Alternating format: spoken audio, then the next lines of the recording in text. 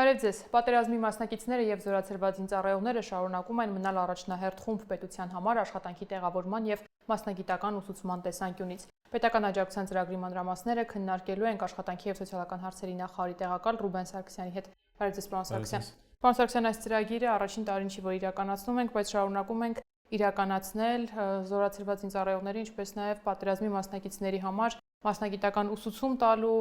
փորձառություն, վճարովի պրակտիկա անցնելու, աշխատանք ձեռք բերելու հարցում աջակցելու տեսանկյունից։ Խնդրեմ ծրագրի բաղադրիչները ներկայացնեք ու արդեն անդրադառնանք մնացած հարցերին։ 2022-ից մենք սկսեցինք մշակել զբաղվածության ռազմավարությունը, որը անցյալ տարի ընդունվեց։ Խնդիրը հետևյալն է. զորացրվելուց հետո կամ ռազմական գործողությունների մասնակցելուց հետո մարդիկ խնդիր ունեն աշխատաշուկա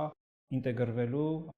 հեշտ աշխատանք գտնելու ավելի հեշտ, ավելի պարզ մեխանիզմ, եւ հիմնական պատճառը դա գիտելիքի պակասն է։ Զինվորական ծառայության ժամանակահատվածում ընթացքը թույլ չի տալի բնականաբար վերապատրաստվել եւ պատրաստվել աշխատաշուկա մուտք գործելու։ Դա այս պատճառով հենց այս ծրագիրը մշակվեց հիմնական խնդիրները հաշվի առնելով, դա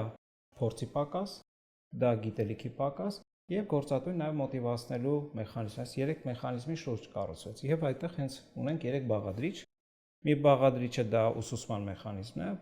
որը պետությունը առաջարկում է 5 ամսվա ուսման վարձի փոխհատուցում եւ կրթաթոշակ, որից հետո աշխատանքային պայմանագրի պարտադիր կնքել 12 ամսով, որի ընթացքում յուրաքանչյուր ամիսը մինչև 50,000 դրամ հարկերի փոխհատուցում։ Դա մի բաղադրիչն է։ Երկրորդ բաղադրիչը դա պրակտիկայի բաղադրիչն է։ Այս պարագայում կնքվում է միանգամից 12 ամսվա աշխատանքային պայմանագիր, որի առաջի 3 ամսվա ընթացքում պետությունը գործատուին տրամադրում է գումար նվազագույն աշխատավարձի չափով եւ հարկերը հետը միասին մոտ 100,000-ի մասին է խոսքը գնում եւ հաջորդի 9 ամսվա ընթացքում յուրաքանչյուր ամսվա համար մինչեւ 50,000 դրամ հարկերի փոխհատուցում գումարը։ Եվ երրորդ բաղադրիչը դա միանվագ գումարի տրամադրումն է։ Եթե աշխատող գործատու, ստորագրում են աշխատանքային պայմանագիր 1 տարվա, ապա հնարավորություն ունեն կամ սկզբից գումար ստանալու, խոսքը գնում է 300,000 դրամի կամ 12 ամսի լրանից հետո 300,000 դրամ ստանալու։ Մի քանի կարևոր սկզբունքներ կա, որ հենց այդ առաջի փուլից սկսեցին փորձարկել եւ արդյունքը երևաց, գործատու եւ աշխատողն են որոշում ինչպիսի գիտելիքներ են անհրաժեշտ, որտեղ ստանալ, որի արդյունքում պարտադիր արդեն անցնեն աշխատանքին։ Եվ այս մեխանիզմը ցույց տվեց, որ ինքը ապահովում է այդ խնդիրը, լուծում է, մարդիկ սկսում են աշխատել եւ կայուն զբաղվածություն ունեն։ Հետագայում արդեն մարդիկ ընտրում են այս գործատումը շարունակել աշխատանքային արվեստը, թե մեկ այլ գործատու մոտ գնալ, դա մարդուն դարձնում է ավելի մրցունակ։ Եվ նույն բանը պրակտիկային է վերաբերում։ Ինչպիսի գիտելիք, որտեղ պրակտիկանացին, որից հետո պարտադիր պետք է աշխատանքային հարաբերություն շարունակել։ Եթե թույլ տաք քարտեզագրելով գնանք առաջ, ծրագրի հիմնական 3 բաղադրիչը ներկայացրիք, այսինքն քաղաքացին եւ գործատուն միասին են հասկանում տվյալ զինծառայողը, զորացրվածը կամ պատերազմի մասնակիցը կարիք ունի մասնագիտական ուսուցում ձեռք բերել, թե արդեն պատրաստ է, ունի բավարար գիտելիք, կարող է միանգամից վճարվող պրակտիկա անցնել, թե լիարժեք պատրաստ է արդեն աշխատանքի անցնելու։ Զորացրված քաղաքացին կամ պատերազմի մասնակիցը մոտոնում է միասնական սոցիալական ծառայություն եւ աշխատանք չունի, նրա սկրինինգ են անում։ Գիտելիք, աշխատանքային փորձ, ցանկություններ։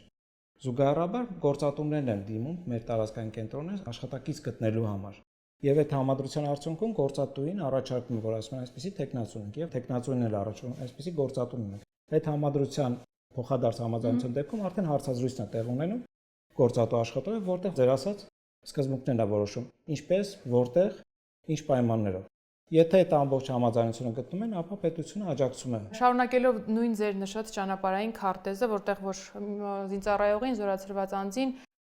հասցնում ենք միասնական սոցիալական ծառայություն, մյուս կողմից գործատուն է լինում այնտեղ։ Զինծառայողը, զորացրվածը ինչ պայմանների պիտի համապատասխանի։ Ուղղակի զորացրված անձ, ով ունի ցանկություն նոր գիտելիք ձեռք բերելու, աշխատանքի անցնելու, թե կան այլ պայմաններ, որոնց պիտի բավարարի։ Կրթություն ունենա, որոշակի մասնագիտական հմտություններ ունենա։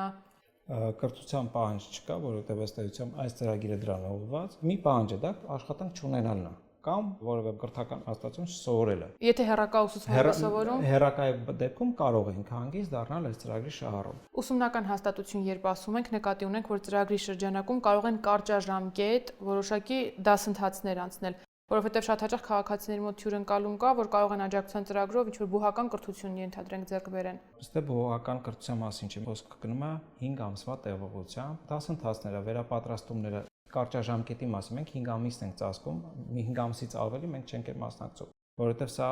ոչ ֆորմալ կրթության մասին է խոսքը գնում, որոշակի որակավորում ստանալու, ձեր ասած գիտելիքը թարմացնելու կամ նոր մասնագիտություններ, որոնք երկարաժամկետ ուսուցում չեն պահանջում։ այս պարագայում այս ծրագիրը կարող է օգնել։ Օրինակ 3D մոդելավորում, հաշվապահություն, հաշվետարություն, SMM մարքեթինգի մասով, այդ գիտելիքն է, որոնք կարճաժամկետ ուսուցում է, մարդուն հնարավորություն են տալի մտնել աշխատաշուկա, հետագայում ինքը բնական ինչպես արդեն նշեցինք, կողմնորոշվի եւ իր հնարավորությունների սահմանում արդեն այլ աշխատանք է կգտնի։ Կուզենա եւս մի անգամ անդրադառնալ մի կարևոր հանգամանքի, որ բոլոր դեպքերում աշխատող գործատուն է որոշում, որտեղ ինչպեսի գիտելիք դա կուզենա շեշտադրել, որը դա երաշխիք է մեզ տալու եւ քաղաքացուն եւ գործատուին, որ մարդը կստանա այնպիսի գիտելիքներ, որոնք պահանջված կլինեն։ Միշտ խնդիր է լինում, իրական գլոբալ խնդիր կա ոչ միայն Հայաստանում, ամբողջ աշխարհում, կրթությունը, կրթության բովանդակությունը կապել աշխատաշուկայի։ Դրա համար մենք այս մոդելն ենք ընտրել, որը նույնպես ընդունված է տարբեր երկրներում եւ այս մոդելի հիման վրա որոշակի այլ ծրագրեր ենք իրականացնում, որը ելի ցույց է տալի արդյունավետություն։ Բարձր արդյունավետություն, որի արդյունքում մարդիկ ստանալով այդ գիտելիքը արդեն հեշտ ինտեգրում են աշխատաշուկա։ Պարոն Սարգսյան, նշեցինք, որ ծրագրից օգտվելու համար զինծառայողը կամ 2016-2022 թվականի պատերազմական գործողությունների մասնակիցը մոտենատարածքային կենտրոն հորդորում ենք նաև գործատուներին, ովքեր փնտրում են աշխատող, աջակցություն ստանալու համար եւս մոտենալ միասնական սոցիալական ծառայություն, համադրման արդյունքում դառնալ պետական աջակցության ծրագրի շահառու։ Եթե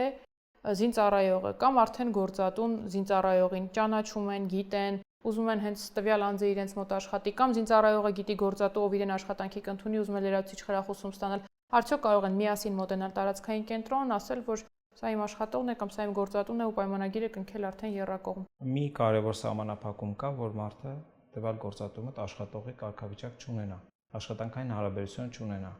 որտեղ հետագայում որակի վերահսկողությունը իրականացվում, որ արդյունքում եթե հայտնաբերում է որևէ խախտում, բնականը ծրագիրը կասեցվում է։ Որևէ խախտում նկատի ունեք, օրինակ եթե լինի նախկին աշխատող, աշխատանքային պայմանագիրը լուծարեն, նորից այդ կան տարածքային կենտրոն։ Նման դեպքում բոլոր դեպքում դա ողջունելի չի։ Իր իմաստը հետեւյալն է, որ այս աջակցության տեսակ հասնի այն մարդուն, որը կարիք ունի։ Շատ լավ։ Եվ աշխատանք փնտրողին եւ աշխատող փնտրողին ուղղորդում ենք դիմել աջակցության ծրագրից օգտվելու համար։ Բոլոր դեպքում եւ որևէ հարց ունենալու կամ որևէ այլ ծրագրերով կամ ուղիղ աշխատանքի տեղավորման համար բոլոր դեպքում հորդորում ենք դիմել միասնական սոցիալական ծառայության տարածքային որևէ կենտրոն։ Մենք ամբողջ Հայաստանում ունենք գրասենյակներ եւ արդեն մեր մասնակիցները տեղում խորհուրդ կտան կամ աջակցեն։ Շատ լավ, ուղղորդումների տեսանկյունից միասնական սոցիալական ծառայությունը հրապարակել էր, որ միայն նախորդ տարի ուղեգրումների եւ խորհրդատվության արդյունքում աշխատանքի ապահովել 13329 անձի համար, այսինքն սա ռեալ գործող պլատֆորմ է գործատուներին ու աշխատանք փնտրողներին հանդիպացնելու ու աշխատանքով ապահովելու։ Որ մենք գնալով զարգացնում ենք նաև ոչ միայն ֆիզիկական գալու գրասենյակի մեխանիզմն է, որ կա գործում ու շարունակել է գործել, որովհետև գալուց նաև խորհրդատվություն է տրամադրվում քաղաքացուն, ուղղորդում մասնագիտական կողմնորոշում, այլ թվային մոդելի ներդրել ենք, հիմա ավելաշնականացման փուլում է, եւ դա հնարավորություն կտա ավելի հեշտ գտնել թե աշխատող, թե աշխատանք, ու ամենակարևորը դա կլինի անվճար։ Մասնակցության այս ծրագրի առաջին տարին չի նշեցիք, որ իրականացվում է ու շարունակում ենք, արդյունքները ինչքանով են գոհացնող։ Արդյունքները եկեք միասին նայենք թվերը ու հասկանանք գոհացնում է թե չէ, հա։ Բոլոր դեպքերում դիմելության քանակը, որ նայում ենք, քանիսն են դիմում եւ աշխատանք գտնում, ինքը ցուցանիշը բավական լավն է։ Օրինակ 24 թվականի եթե հետ գնանք, նախատեսել ենք 275 հոգու համար ծրագիր իրականացնել, բայց իրականացել ենք 321 մարդու համար։ Նախատեսվածից ավելի։ Ավելի եղել են տարիներ, հա, առաջի տարին, որովհետեւ ինքը պիլոտային էր, որոշակի շտկումների կարիք ուներ, կար խնդիր, մասնակցում մի փոքր пассив էր, բայց դա իրազեկվածության աստիճանը բարձրացնելով եւ ծրագրի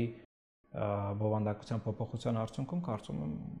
ինքը շարունակել է մեծ պահանջարկ ունենալու։ Ու դա եւս մի կարևոր երաշխիքներից է այն քաղաքացիներն, որոնք անցնում են պարտադիր զինվորական ծառայություն։ Նման մեխանիզմ մենք շարունակելու ենք նաեւ հաջորդ տարի պահպանել։ Շատ լավ, պարոն Սարգսյան, հենց ձեր բացման խոսքում էլ նշեցիք, որ աջակցության ծրագիրը, որի մասին այսօր խոսում էինք, փոխում է նաեւ զբաղվածության ռազմավարությունից ու նախարարության կողմից նախկինում իրականացվող բազմաթիվ ծրագրեր այս պահին չեն գործում, որովհետև վերլուծության արդյունքում հայտնաբերվել է, որ դրանք այնքան էլ իրար հետ չունեն կապեր, վերջնանպատակին չեն ծառայում եւ այլն։ Եվ նախարարությունը, ինչպես արդեն նշեցիք, նախորդ տարի ընդունել ամենակարևոր ոլորտի փաստաթղթերից մեկը զբաղվածության ռազմավարությունը, որից ենթադրվում է, որ պիտի իրականացվեն նոր ծրագրեր։ Խնդրեմ այս մասին մանրամասներ ներկայացնենք, ինչ փուլում ենք ծրագրերի մշակման, ներկայացման։ Իրականում մեր գործընկերներն երբ քննարկում ենք միջազգային, իրանք նշում են, որ սա ոչ միայն զբաղվածության ռազմավարությունը, դա աճի ռազմավարություն է, որտեղ զբաղվածությունը ակնհայտ չի կարող, զբաղվածության խնդիրը չի կարող լուծվել առանց տնտեսական խնդիրներ լուծելու, առանց ենթակառուցվածքների խնդիր, առանց կրթության խնդիրներ լուծելու։ Այդ իսկ պատճառով նույն ռազմավարությունում հիմնականում 5 դերակատար կա, 5 գերատեսչություն։ Դա ոչ թե աշխատանքի սոցիալական հարցերի նախարարության, այլ ամբողջ կառավարության ռազմավարությունն է, որտեղ յուրաքանչյուր գերատեսչություն իր անելիքներ ունի։ Այստեղ էկոնոմիկայի նախարարությունը լուրջ անելիքներ ունի, տարածքային ենթակառուցվածքների մասով, կրթության ոլորտում լուրջ անելիքներ կա եւ բնականաբար ֆինանսների ոլորտում։ Ինչ ենք մենք նախատեսում։ Մենք ընդհանուր առմամբ ուսումնասիրություններ, բավական լուրջ ուսումնասիրություն արված, ինչպիսի խնդիրներ ունենք աշխատաշուկայում եւ ովքեր են հիմնականում մեր խոցելի խմբերը, այն մարդիկ, որոնք դժվարություն ունեն այս կամ այն պատճառով աշխատանք գտնել կամ ինտեգրվել աշխատաշուկայում։ Ու դուրս բերեցինք 4 հիմնական թիրախային խումբ, որից մեկը մենք խոսում ենք նոր զորացրվածների մասին, դա երիտասարդներն են, չաշխատող չսովորող երիտասարդների մասին է խոսքը գնում։ Հաջորդ թիրախային խումբը մեր մոտ 30-ից 40 տարիքային շեմում կանայք են։ Մյուս խումբը դա մարզային բնակավայրի բնակչությունը եւ 4-րդ խումբը դա աշխատունակ նպաստառու քաղաքացիներն են։ Եթե փորձենք բացել յուրաքանչյուրի առանձնատությունը, իրական շատ ժամանակ կգնա, իսկ փորձենք օրինակ 30-ից 40 տարեկանի կանանց թիրախային խումբը նկարագրել եւ ինչի եկանք այդ հարցին։ Բոլոր 4 թիրախային խմբերի համար կան մշակված հիմնական գաղափարներ։ Նույն ռազմավարությունը, եթե որը մեկը ցանկանա ծանոթանալ, կտեսնի հիմնական գաղափարախոսությունը։ Եվ արդեն ունենք 2 ծրագիր, որը կարծում եմ արդեն քննարկման առարկա կդառնա շուտով։ Դա անապահովության համակարգով, նոր գնահատման համակարգով անցած աշխատունակ քաղաքացիների համար զբաղվածության ծրագիրն են։ Այսինքն առաջիկայում ներկայացվող բոլոր զբաղվածության պետական աջակցության ծրագրերը լինելու են մի փաստաթղթից բխող եւ նույն տրամաբանությունը կիսող։ Բոլոր արկա ծրագրերը եկող եւ հիմա օրինակ պիլոտավորվող ծրագրերը իրենք բոլորը բխում են զբաղվածության ռազմավարությունից ուղիղ։ Շատ լավ։ Շնորհակալություն զրույցի համար, իսկ մենք այսքանն ենք նախատեսել այսօրվա համար, կհանդիպենք հաջողություն։